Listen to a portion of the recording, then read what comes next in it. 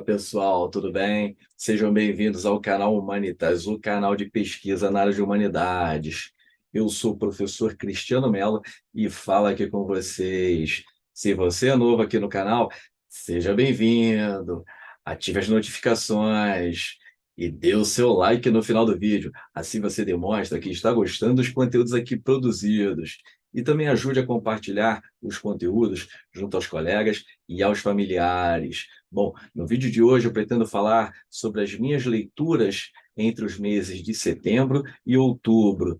Faz parte de uma série aqui no canal, na qual eu apresento algumas obras, alguns autores e um pouco da minha experiência de leitura acerca dessas obras. Bom, a primeira delas é o livro Seis Passeios pelos Bosques da Ficção, do autor Humberto Eco. Humberto Eco nasceu em Alexandria, no Egito, em 1932 e morreu em 2016. É autor de vários romances, como O Nome da Rosa, A Ilha do Dia Anterior, Cemitério de Praga, dentre outras obras ensaísticas. Aqui no livro, ele aborda a questão do narrador, a questão do leitor, principalmente da narrativa acelerada, da narrativa lenta, da verdade que atinge aí o campo da história com H maiúsculo, da verossimilhança do conceito lá de Aristóteles. O livro é fruto de 6 conferências ministradas na Universidade de Harvard, nos Estados Unidos. Então, o autor se debruça aí sobre várias obras literárias, como, por exemplo, Os Três Mosqueteiros, autores como Walter Scott, James Joyce, Flaubert, dentre outros romancistas. Eu peço licença aqui para ler um pouco da quarta capa do livro.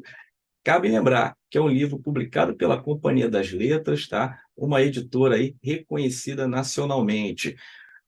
Peço licença. O que é o texto de ficção? Em que medida ele difere da verdade histórica? E o que ocorre quando o leitor mistura os papéis e considera como reais personagens fictícias ou vice-versa? Estas e outras questões cruciais da arte narrativa são discutidas de forma acessível e bem-humorada por Humberto Eco, nestas 6 conferências que realizou em 1993 na Universidade de Harvard. Bom, o outro livro interessante que faz parte de um ensaio, de uma pesquisa científica muito importante, é o livro A Ficção da Escrita, da autora Cláudia Amigo Pino, publicado pela editora Atelier Editorial. Bom, a Cláudia foi orientanda do professor Philippe Villemart. Atualmente, ela é professora da Universidade de São Paulo de literatura francesa. Ela se debruçou sobre a obra do escritor Daniel Perec, um escritor francês que deixou o manuscrito inacabado antes dele morrer. E o livro que ela se debruça é o 53 Jules. Ela vai rastrear todos os manuscritos desse autor, inclusive a própria crítica genética surgiu com base aí nos manuscritos, no arquivo deixado por outros pesquisadores na Biblioteca Nacional Francesa, no final da década de 60. O que é a crítica genética? É o estudo de manuscritos, da marginalia, do arquivo do autor, das circunstâncias e das dimensões criativas que estão por trás de uma obra literária. Portanto, é um estudo de psicanálise acerca da criação da própria obra. Então, um livro aqui de aproximadamente 265 páginas, repleto de referências importantes para quem for trabalhar com a crítica genética. O livro é dividido em 4 partes. Aqui, aleatoriamente, eu vou ler algumas dessas partes.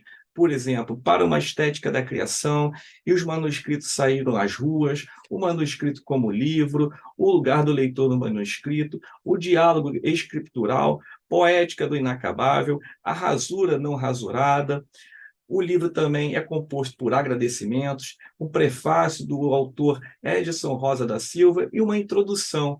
E a orelha do livro é elaborada pelo autor Philippe Lemart, que foi orientador da tese da professora Cláudia Amiga Pino. Peço licença para fazer a leitura. O escritor de romances policiais, Robert Serval, acaba de desaparecer. A única pista disponível para encontrar o seu paradeiro é o manuscrito do livro que escrevia antes de desaparecer, A Cripta. Esse é o enredo inicial do romance 53 Rules, de Georges Perec. Bom, um livro rico de informações para quem deseja aprofundar o conhecimento da crítica genética. A terceira obra é Os Conceitos, seus usos nas ciências humanas, do autor José de Assunção Barros. José de Assunção Barros é professor da Federal Rural do Rio de Janeiro, autor aí de vários artigos científicos publicados em revistas acadêmicas nacionais e internacionais, é doutor em História pela Universidade Federal Fluminense, graduado em História pela Universidade Federal do Rio de Janeiro. Bom, é um livro indispensável àqueles que pretendem desenvolver uma pesquisa científica e saber utilizar os conceitos de forma cronológica e espacial. Ou seja, quem elabora um conceito está diante de um obstáculo epistemológico, talvez inexplicável. Diante de um fenômeno tão difícil, é a partir daí que o pesquisador cria um conceito. E cabe lembrar que os conceitos são elaborados por pesquisadores mais experientes, ou seja, eles vão atribuir um sentido e uma explicação, e outros pesquisadores também farão uso desse mesmo conceito. É um livro publicado pela editora Vozes, um livro de 203 páginas, várias referências trabalhadas. Cabe lembrar que o autor descortina cada capítulo por meio de uma experiência como pesquisador, de uma experiência filosófica. Ele fala da elasticidade do uso dos conceitos, traz alguns organogramas, alguns fluxogramas para facilitar o entendimento do leitor. É um livro recheado de informações científicas necessárias para quem vai trabalhar com o uso dos conceitos, e um livro aqui também dividido em 4 partes, como os conceitos na história, que é a 4ª parte, nós temos a 3ª parte, que é a formulação conceitual, a 2ª parte, conceitos e produção de conhecimento, e a parte 1, procura do conceito. Então, um livro que estimula o conhecimento gradativo do pesquisador e, ao mesmo tempo, traz uma bagagem também científica acerca da produção do conhecimento. Peço licença aqui para ler a orelha do livro, que diz: os conceitos são elementos fundamentais para a produção de conhecimento, de campos disciplinares como a física ou a astronomia, até as ciências humanas, como a antropologia, psicologia ou história. Os conceitos permitem que realidades que se apresentam de maneira, por vezes, confusa aos seres humanos, se vejam organizadas em construções teóricas, inteligíveis e bem definidas. Eu poderia complementar aqui com positivas, bem explicadas e, ao mesmo tempo, também bem sistematizadas, porque, afinal de contas, um conceito sistematiza um estudo. Diante de um senso comum, a palavra, por exemplo, angústia, poderia ser interpretada como uma palavra normal, inclusive é citada aqui no 3º capítulo do autor. Mas, diante da filosofia contemporânea, quando nós nos debruçamos acerca da palavra angústia, precisamos verificar quem atribuiu esse conceito. E ele vai nomear aqui o autor do conceito, que é o filósofo Kierkegaard. Bom, eu busquei aqui no vídeo trazer um pouco dessa minha experiência de leitura e, acima de tudo, comentar um pouco dessas obras que, durante os meses de setembro e outubro, eu me debrucei, eu pude fazer algumas anotações importantes e, ao mesmo tempo, utilizá-las também na minha formação científica. Bom, se você gostou do conteúdo do vídeo, se você já leu uma dessas 3 obras aqui comentadas, traga os seus comentários aqui no final do vídeo. Afinal de contas, o canal Humanitas preza pelo avanço do conhecimento científico na área de humanidades. E você é o principal protagonista.